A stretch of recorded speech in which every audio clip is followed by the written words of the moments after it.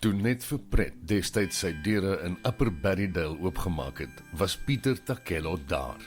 Die impak wat hy op sy gemeenskap het en steeds het, is wel bekend. Hy het 'n passie vir die jeug en skroom nooit om betrokke te raak wanneer daar werklik 'n verskil in lewens gemaak kan word nie. Oom Pikes het egter nie die afgelope jaar sedert sy aftrede in die stilte van sy huis spandeer nie. O nee, die Hasekwa Koi het hom besig gehou, onder meer met sy geliefde boerbokke.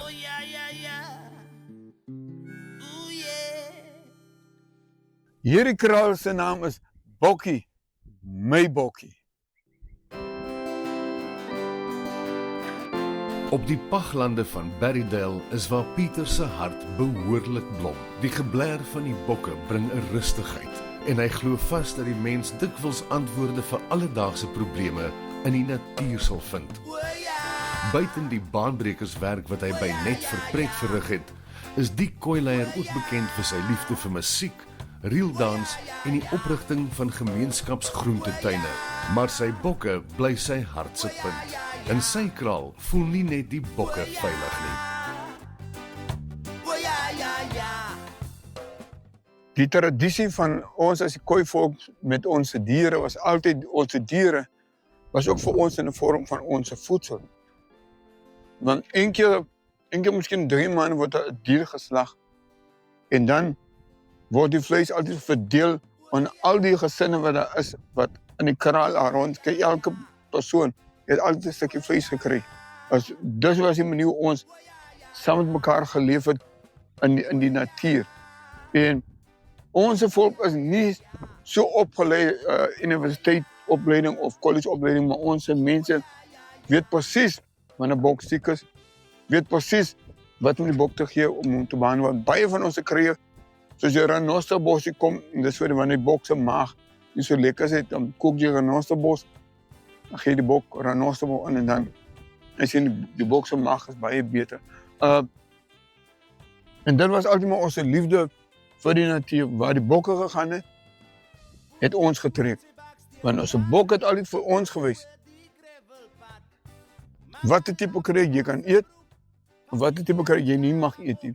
Want waar die bok eet, en jy as 'n Khoi-man, jy die bokke gevolg. Alles wat die bokke eet, weet jy, dit kan jy eet, of dit kan jy drink as 'n kry. En dit wat die bok nie eet nie, jy weet, dis giftig. En dit is so ons geleer het, ook in die natuur van die veld, het ons diere ook vir ons mense geleer van die veld rondom kry wat jy kan gebruik. En is maar net vir ons, vir al die gepraat van myself, dit is my net 'n lekker gevoel om die bok te blaar en om net tussen hulle te sit en dit moet soveel liefde in jou hart bring het, as hulle so raas en ek dink die bokke sal maar vir altyd my tipe boerdery gaan wees wat ek graag wil boer met die tipe bokke. En ek boer tans met boerbok en met Swartse bok wat ek tans met boer. Pieter gesels dikwels oor die Blikkiesband wat hy destyds by Net vir Pret gestig het. Dit was 'n groep jong seuns wat saam musiek gemaak het terwyl ander kattekwaad aangevang het. En nes hy trots is op sy boerdery, vertel hy graag met breë bors oor wat van die oorspronklike lede met hulle lewens bereik het. Die oppas van kinders en oppas van die en bokke is, ek sal sê, daar's 'n ooreenstemming met dit. Want as jy nie jou kind gaan reg opgroei, opvoed nie, dan gaan die kind ook afdwaal van die pad af. En dieselfde met die bokke, as jy die bokke nie reg behandel, die bokke nie die regte kos kry, en die regte kos in die veld eet nie, dan sal die bokke maar ook baie terugtrek, ons noem het terugtrek, hy is altyd maar bly, hy is nooit wat hy sy lyf rond is en wat sy bouderlike vleis aan is, hy sal nie die type goed kry nie.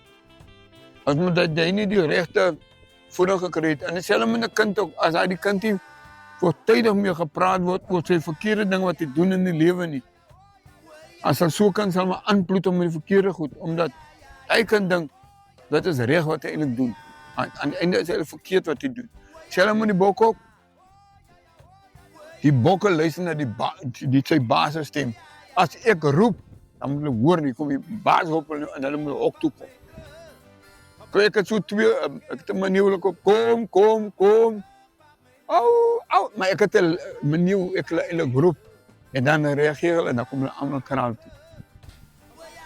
Volgens hierdie Berrydale legende was bokke nog altyd in sy bloed en die natuur is waar jy hom op sy heel gelukkigste sal vind.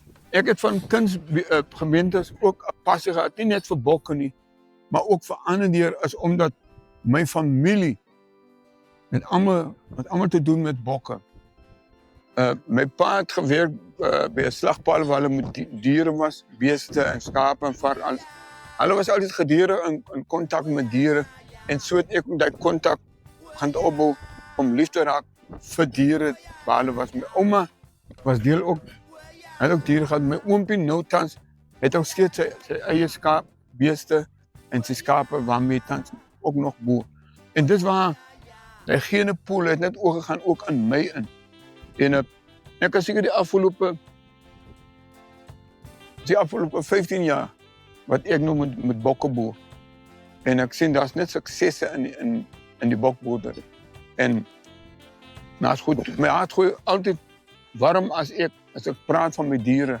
Klop my hart altyd warm en ek sal met die res van my lewe sal ek maar met my bokchannel sal ek maar boer. En die is daar dalk 'n bokbraai op pad. Op enige oomblik is bokvleis die gesondste vleis wat jy kan kry.